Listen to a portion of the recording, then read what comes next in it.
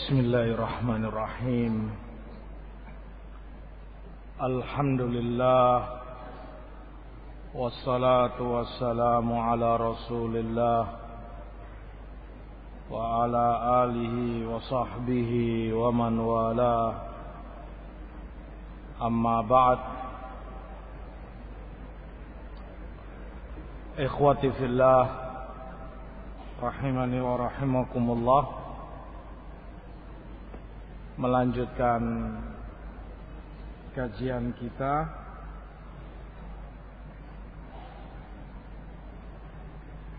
demikianlah tadi beberapa penjelasan dan penukilan dari para a'immah, para ulama kita salafus saleh, bahwasanya ketegasan dan sikap kepada sahibul hawa, orang-orang yang mengikuti hawa nafsunya,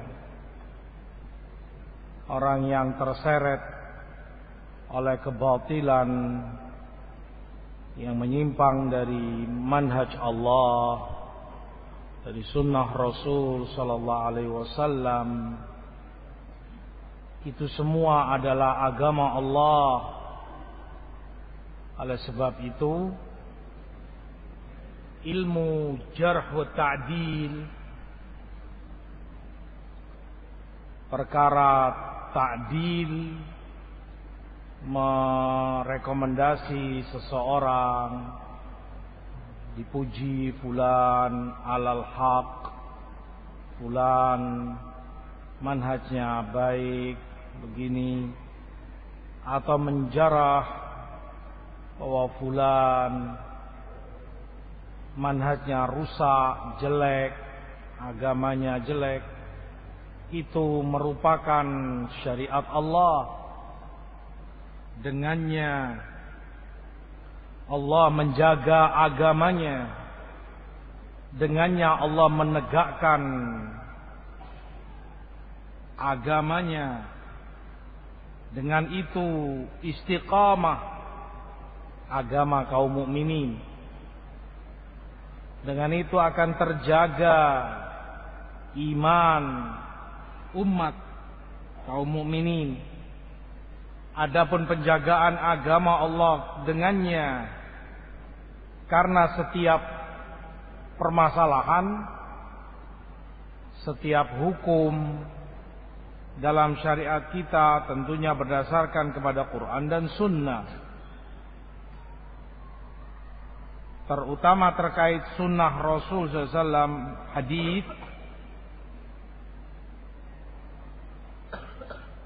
Allah menjaga sunnah ini sebagaimana Allah sebutkan, inna nahnu nazzalna dzikra wa inna lahu lahafidun. Kami yang turunkan Quran ini, kami pula yang menjaganya.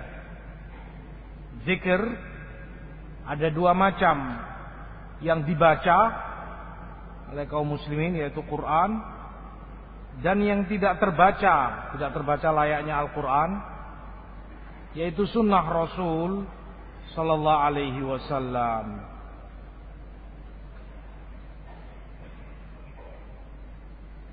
Dengan ini Allah jaga agamanya. Dengan itu pula Allah jaga syariatnya.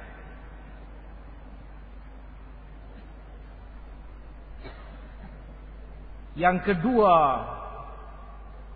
dengan jarah dan ta'dil pula, membicarakan orang, bagaimana akidah dia, seperti apa manhajnya, bagaimana sepak terjangnya. Allah jaga agama umat kaum mukminin dengannya. Sebagaimana disebutkan oleh Syekh Muhammad bin Hadi Al-Madkhali hafizahullahu ta'ala, ketika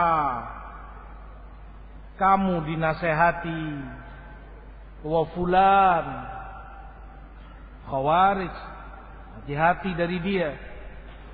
Fulan Syiah, berbahaya, merusak imanmu, jauhi dia. Fulan begini, fulan begitu, fulan qadari, fulan hizbi, dan seterusnya. Dengannya terjaga agama kita, terjaga iman kita, dan ini pelaksanaan terhadap perintah Allah dalam firman-Nya, wa anna hadza sirati mustaqima fattabi'u wa la tattabi'us subul fatafarraqa bikum an sabilih dzalikum wasaqum bihi la'allakum tattaqun. Dan ini adalah jalanku yang lurus, ikuti oleh kalian, dan jangan kalian mengikuti jalan-jalan yang lainnya, karena itu akan memecah belah kalian dari jalan Allah, mencerai-beraikan kalian dari jalan Allah. Itu yang Allah wasiatkan pada kalian agar kalian bertakwa kepadanya. Perintah dari Allah. Wala tattabi'us subul. Jangan kalian ikuti jalan-jalan yang lain yang menyimpang dan sesat dari jalan Allah. Umat mukminin pun ditahdzir oleh Allah dari jalan-jalan itu. Allah sendiri mengajarkan kepada kaum mukminin.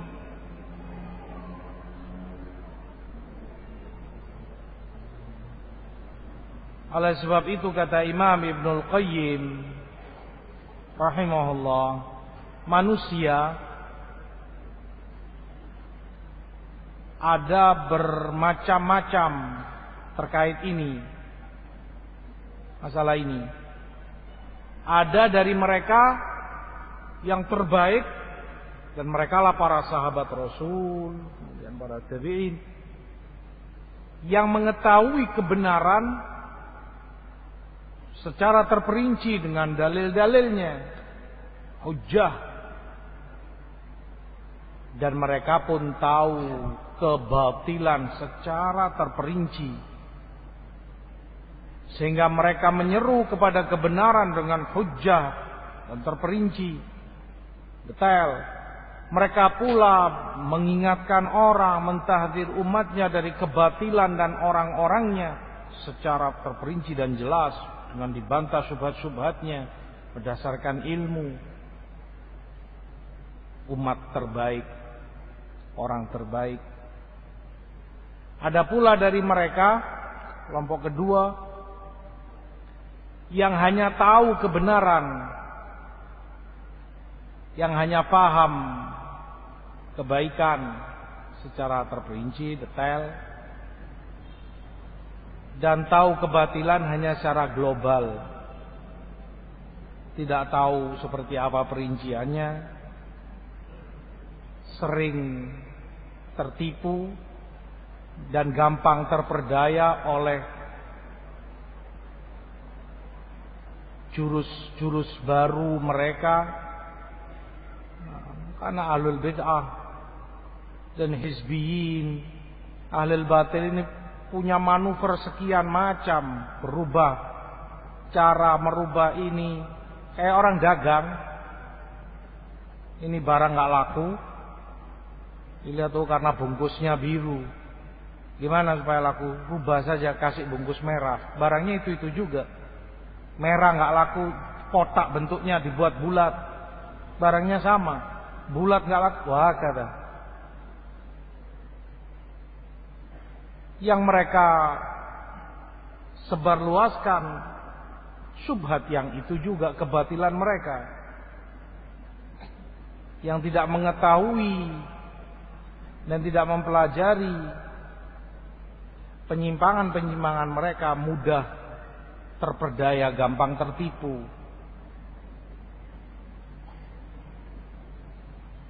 Kelompok lain yang ketiga kata Imam Ibnul Qayyim, yang tahu kebatilan secara terperinci, tapi kebenaran hanya dia ketahui secara global, dan ini jelek. Dan yang lebih jelek lagi kata beliau, yang tahu kebenaran, tahu kebatilan secara global saja. Umum-umum saja, yang nggak tahu detail perinciannya seperti apa. Maka kedua-duanya diperlukan oleh seorang mukmin. Kebenaran dengan terperinci berdasarkan hujjah, kebatilan pun secara terperinci dengan hujjahnya. Dengan itu terjaga agamanya. Allah dan Rasul sallallahu alaihi wasallam juga mengingatkan sebagaimana dalam hadits Irbad ibnu Sariyah, fa innahu man ya'ish minkum ba'di fasayara ikhtilafan katsira. Yang hidup dari kalian setelah aku meninggal akan melihat perselisihan yang banyak. Alaikum bisunnati wa sunnatil khulafa ar-rasyidin. Kembali pegangi ajaranku, ajaran para khulafa ar-rasyidin. Abdu 'alaiha bin nawajid. Gigit dengan gigi geraham kalian. Wa iyyakum muhdatsatil umur. Hati-hati kalian, hati-hati dari perkara-perkara yang baru yang diada-adakan, tidak ada contohnya. Fa inna kullu muhdatsatin bid'ah. Rasulullah tahdir, Rasulullah ingatkan sebelum itu muncul. Sebelum itu ada, enggak ada di zaman Rasul muhdatsat. Di zaman Rasulullah enggak ada bid'ah. Enggak ada muhdatsat.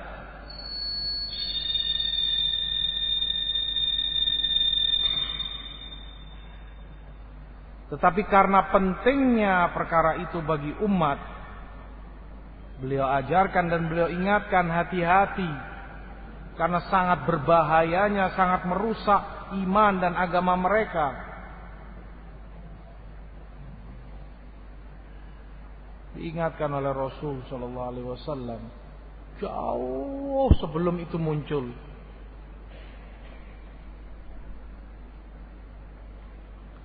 Bahkan terkadang kesalahan dilakukan oleh segelintir orang.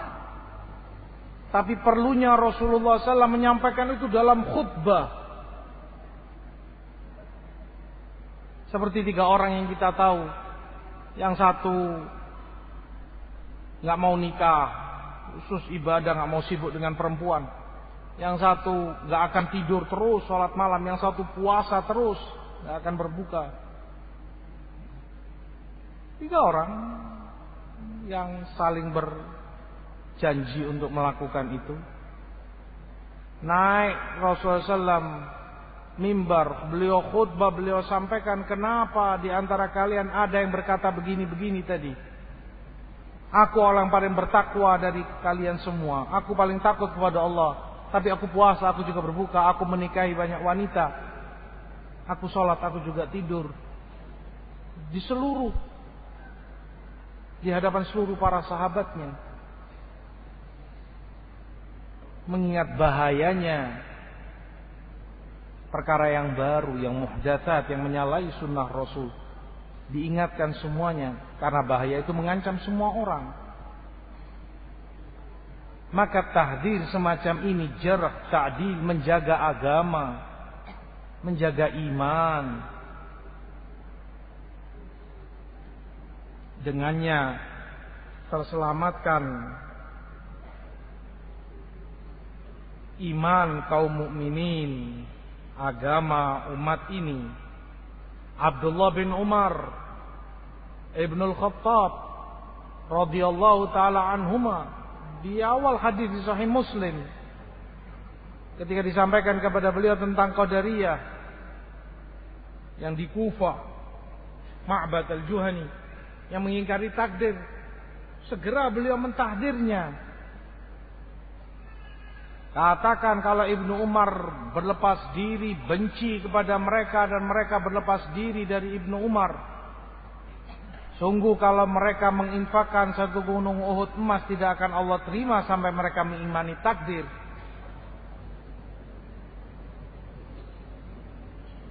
Diingatkan dan ditahdir keras oleh Abdullah bin Umar, Qadariyah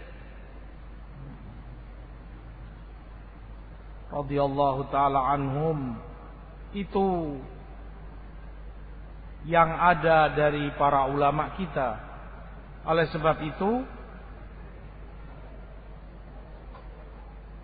perkara jarh wa ta'dil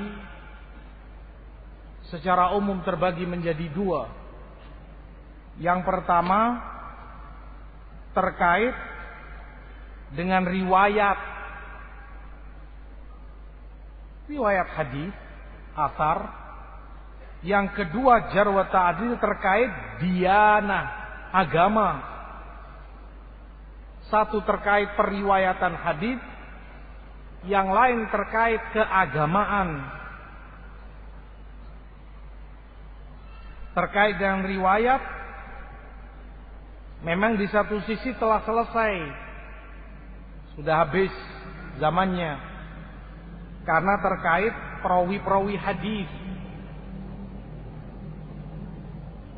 Tetapi di sisi lain tidak berhenti pembahasannya terkait riwayat ini.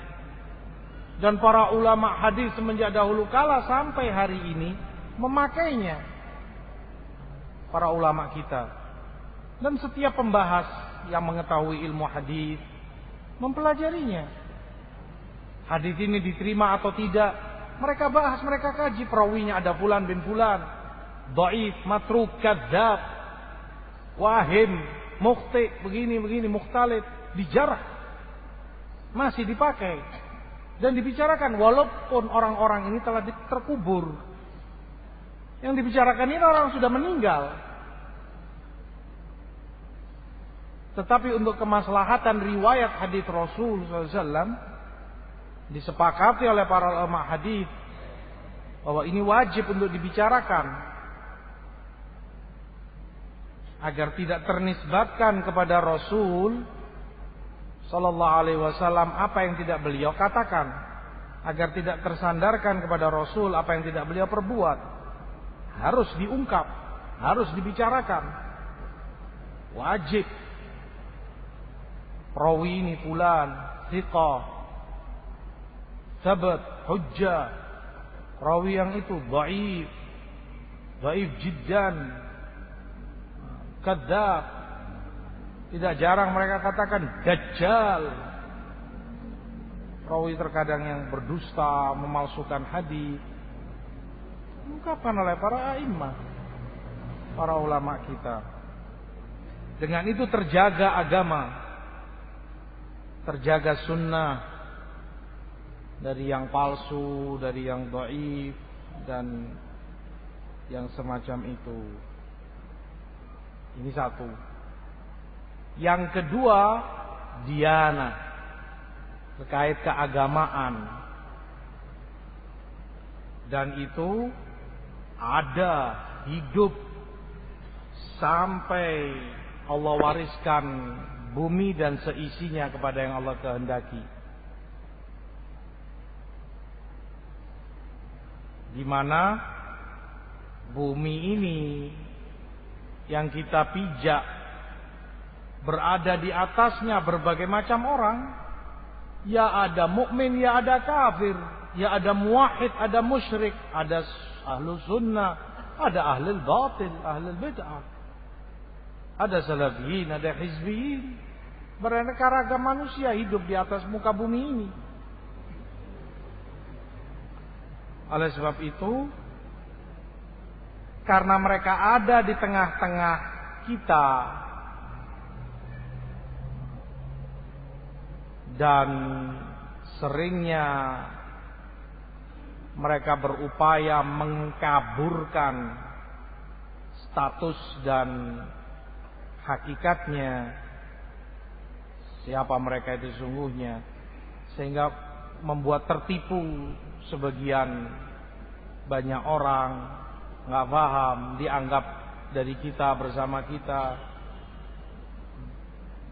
kewajiban yang berilmu, yang mengerti untuk bernasehat kepada saudaranya, mengingatkan siapa hakikat fulan, siapa mereka, agar orang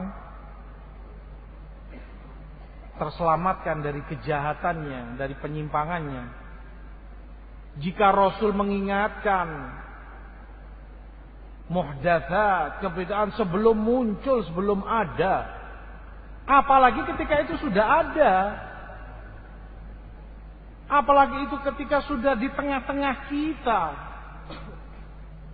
bersama kaum muslimin, bahkan sebagiannya sudah mendarah daging,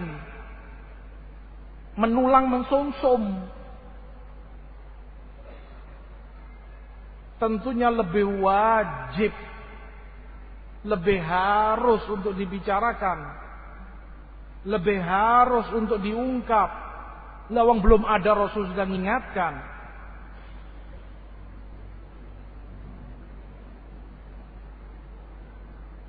Kalau kamu berkata cukup, kita nggak usah menyinggung, nggak usah bicarakan gitu, itu membuat keras hati, membuat kita sumpek, membuat hati ini kaku, membuat ini, kita belajar ilmu saja. Kenapa Rasulullah tidak lakukan seperti yang kamu inginkan?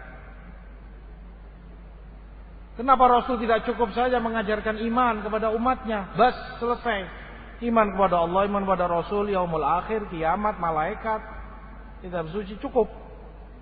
Hanya kebaikan saja yang diajarkan Rasul. Mengapa tidak begitu? Kenapa perlu-perlunya Rasulullah mengingatkan muhdatsat sebelum terjadi? Sebelum ada bahkan. Mereka itu yang Allah sebutkan, jika kamu lihat mereka yang mengikuti ayat-ayat mutasyabihat, hati-hati dari mereka sebelum ada mereka. Wala ada satupun muncul dari mereka. Sudah diingatkan jauh-jauh oleh Rasulullah SAW. Menjaga agama, menjaga iman kaum muslimin. Oleh sebab itu, ini menjadi tanggung jawab setiap alim untuk menjelaskan kepada umatnya tentang hakikat dan kenyataan siapa mereka itu. Allah sebutkan, bal nakdzifu bil haqqi 'alal batil wa yadmaghu fa idza huwa zahiq wa lakumul wail mimma tasifun. Justru kami lemparkan kebenaran itu kepada kebatilan, maka dihancurkanlah kebatilan itu oleh al-haq. Binasalah, musnahlah kebatilan itu dengan al-haq. Dan bagi kalian celaka atas apa yang kalian sifati.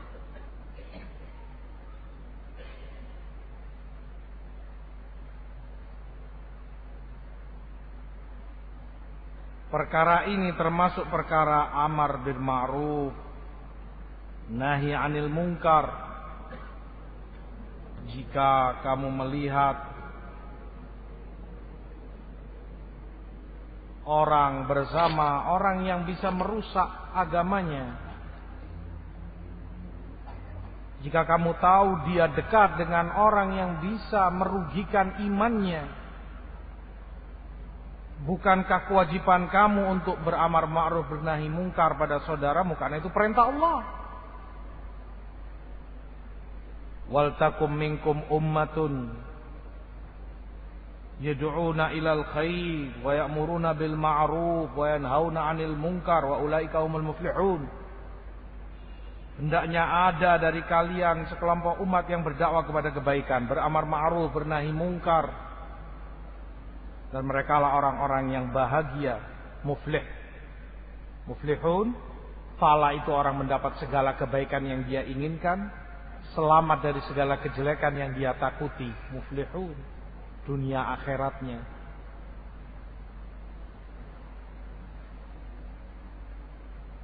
Dan itulah nasihat yang diwajibkan atas setiap mukmin. Innamad dinu nasiha, agama itu hanya nasihat. Qulna liman ya Rasulullah, untuk siapa, tanya sahabat. Dia jawab, lillah, untuk Allah, ikhlas karenanya, wali kitabih, mengikuti dan mengimani kitabnya, wali rasulih, untuk rasulnya dengan mengikuti, membela sunnah beliau, wali aimatil muslimina wa ammatihim, nasihat itu untuk pemimpin kaum muslimin dan keseluruhan mereka kaum muslimin. Nasihat, amanat di pundak kita. Perkara dunia saja kamu hati-hati, gak rela saudaramu bisa dirugikan. Kamu tahu fulan itu penipu misalnya, suka bawa lari uang orang, nggak beres lah dalam bisnisnya, dalam kerjanya misalnya. Mulai mendekat-dekat ke fulan, teman kamu yang berhasil misalnya. Sebagai bentuk nasihat kamu dan kamu tidak ingin kejelekan menimpa saudaramu, kamu ingatkan, hati-hati fulan itu. Ya itu sekian orang sudah ketipu termasuk saya. Ya bawa uang saya misalnya 10 juta, sampai sekarang belum terbayar. Hati-hati, dia begini. Itu urusan dunia. Kif dengan urusan agama, urusan iman, urusan akidah kepada Allah Subhanahu wa ta'ala.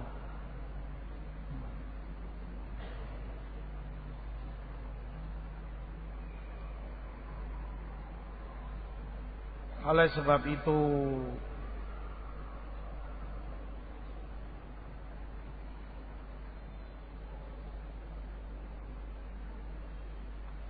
tidak benar apa yang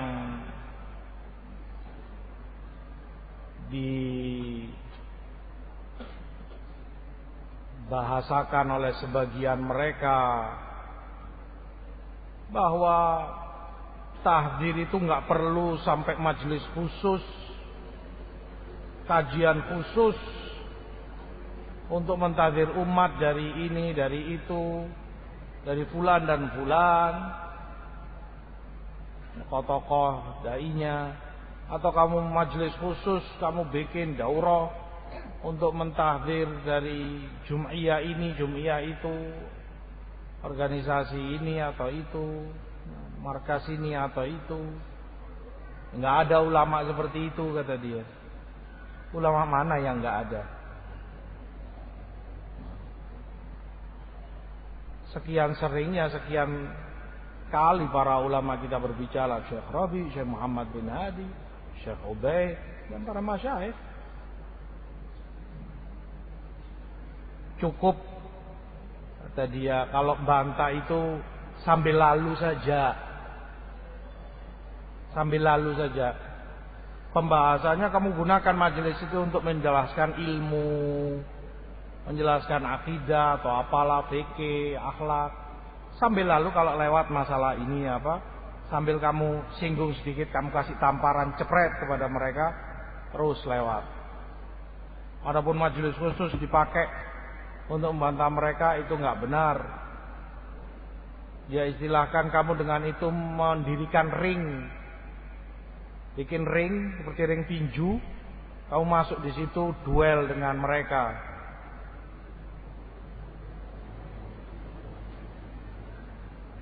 Dalam keadaan konteks ini dia ucapkan, dia sampaikan pembelaan kepada siapa? Siapa yang dia bela dengan ini?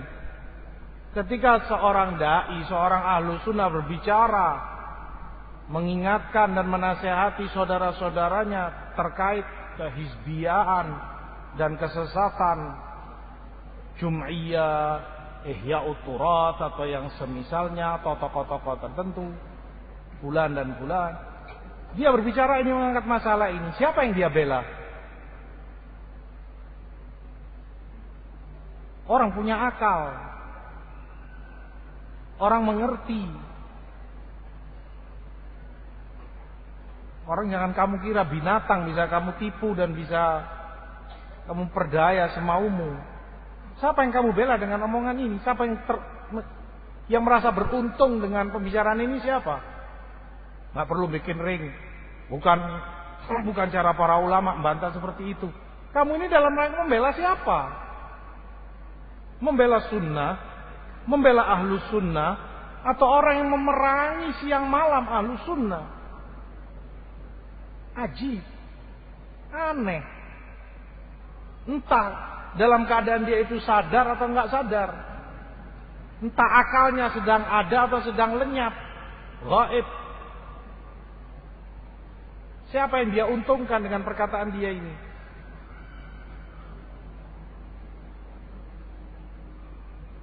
Dia bidikkan omongan ini kepada ahlus sunnah.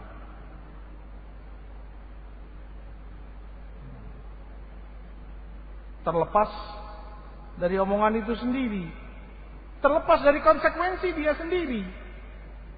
Lah kan aneh. Nggak boleh bikin ring, nggak boleh membantah mereka dalam majelis khusus. Sementara majelis dia khusus membantah ahlus sunnah. Yang membantah Ihauturat atau tokoh-tokoh kesehatan. Dia sendiri bikin daurah, bikin majelis untuk membantah itu. Lain apa itu bukan ring? Di mana akalmu? Kamu bilang nggak boleh bikin ring. Majelis khusus untuk membicarakan itu nggak benar, bukan cara para ulama. Lah caramu ini caranya siapa? Acaramu sendiri untuk membantah, acaramu sendiri untuk membicarakan itu. Apa itu bukan ring? Ya subhanallah. Orang kalau mengukur dengan dua timbangan repot. Sulit, ya, nggak bisa kamu tuntut untuk bisa adil dan objektif. Kalau timbangan itu satu, ini timbangan, kamu, saya, fulan, ditimbang dalam timbangan yang sama. Yang berat masuk, nggak berat nggak masuk, timbangannya sama. Tetapi kalau timbangannya lain, yang ini pas takarannya, yang ini agak menceng, belum dapat izin dari dinas apa namanya, masalah timbangan itu, geologi ya. Walhasil nggak sama. Giliran untuk kamu pakai timbangan yang ini, untuk orang lain harus pakai timbangan ini. Apa-apaan semacam ini. Dia sendiri membantah sana, membantah sini dalam majelis khusus, daurah khusus. Bantah yayasan ini, yayasan itu, Zaitun, bulan. Dia bantah dalam majelis khusus, dalam daurah khusus, Wahdah Islamiyah, ini itu. Katanya nggak boleh bikin ring, katanya jangan bahas dalam majelis khusus, sambil lalu saja. Lah kenapa kamu bikin? Kamu yang mulai, kamu sendiri yang mengakhiri. Kamu sendiri yang bikin kaidah, kamu sendiri pertama orang yang merusak dan melanggarnya.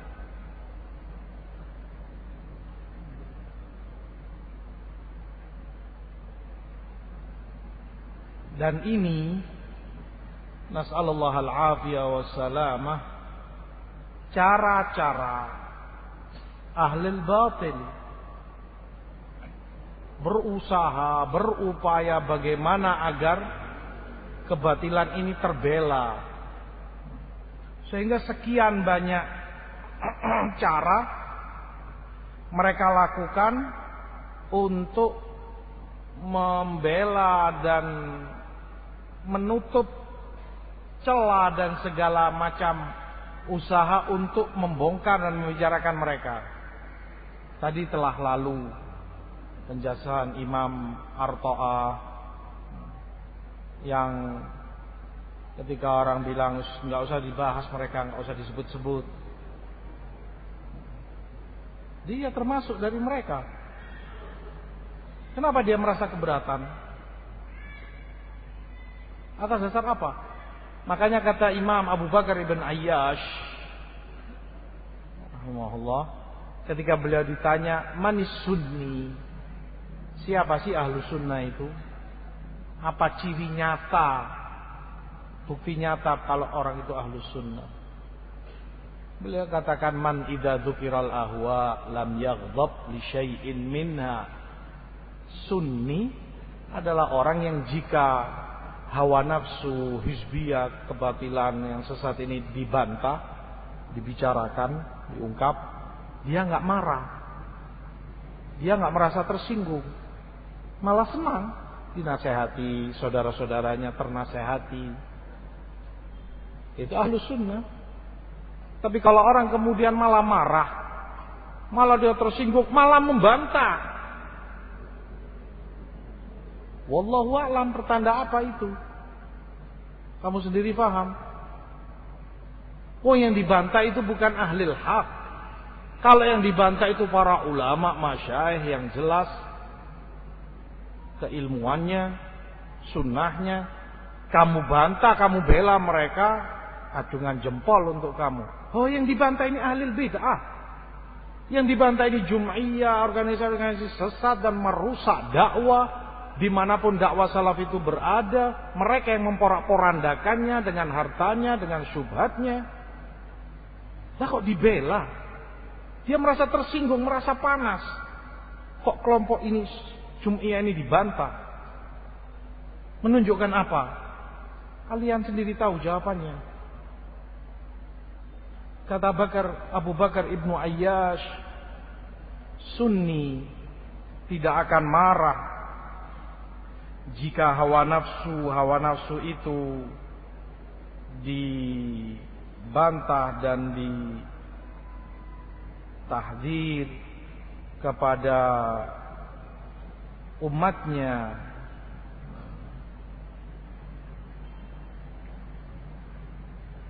Diana, keagamaan, menjaga agama kaum muslimin, iman mereka terlindungi dengannya.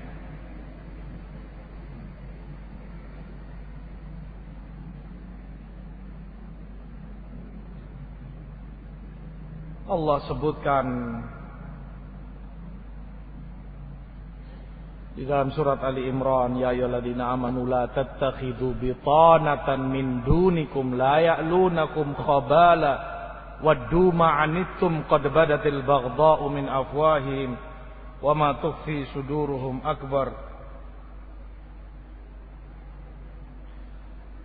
Wahai orang-orang yang beriman, jangan kalian mengambil orang-orang dekat selain dari diri kalian, dari mukminin, dari ahlu sunnah.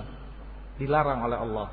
Kata Imam Qurtubi dalam tafsirnya makna ayat, kullun alladhi laisa ala dinik wa madhabik fala yanbaghi laka an tujalisahu wa tukhadinahu. Setiap orang yang enggak sama seperti kamu madhabnya, enggak sama seperti kamu manhajnya, enggak pantas kamu jadikan orang dekatmu. Kamu duduk, kamu keluar, kamu masuk, kamu bersama dia, kamu bela, kamu ini enggak boleh. Dan itu larangan Allah. La tattakhidhu bitanatan min dunikum. Kamu sendiri tahu enggak sama, orang ini enggak seperti kamu. Imannya enggak seperti iman kamu, manhajnya enggak seperti manhaj kamu, pemikirannya enggak seperti pemikiran kamu. Kamu dekati. Atas dasar apa kamu dekati? Atas dasar apa kamu bela-bela? Bahkan kamu membela dia atas orang yang mentahdirnya. Kamu bela dia mati-matian atas orang yang membicarakan dia. Gak bisa ini, kan sudah tobat, sudah kita harus mati-matian dia bela. Dalam keadaan dia tahu sendiri kesesatannya, dia paling tahu, ngerti. Gak seperti dia agamanya. Atas dasar apa dia dekati? Atas kemauan apa dia kemudian membela dan terus menempelnya? Padahal bukan dari dia madhabnya, imannya, akidahnya, manhajnya. Nggak pantas bagi mukmin. Dan Allah Maha tahu apa yang tersilip. Apa yang tersembunyi di balik dada masing-masing hambanya. Bukan tipe mereka orang yang gak tahu syubhat. Bukan tipe mereka orang yang gak ngerti. Bukan tipe mereka orang yang tertipu. Bukan tipe mereka orang yang ya kita menganggap dia sudah tobat ya sudah. Segampang itu tertipu. Bukan tipe mereka. Lalu apa tujuannya? Allah Maha tahu. Apa yang tersimpan di balik dada mereka.